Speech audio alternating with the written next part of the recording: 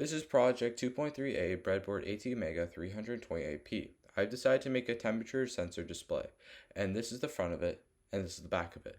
This is working in my house when the thermometer is at 21.5 degrees and my display is at 18 degrees, which is pretty close, so I'll take it.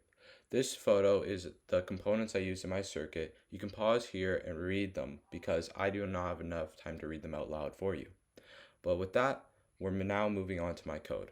I started off with the LM35 library. This is because I just wanted to make my life a lot easier because at the start of my project, I didn't know too much about the LM35 and how to measure the temperature with coding it. So this allows me to call a function that does that for me.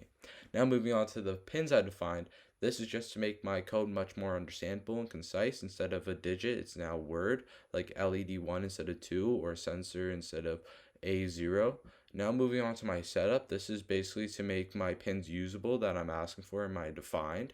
And I start off with my 10 segment LED that I'm setting to output, and then my sensor. Now moving on to my loop function. So I start off with what the library told me to do, which is create an object so that I can use the measure function. Then that's what I do, and then I call the measure function.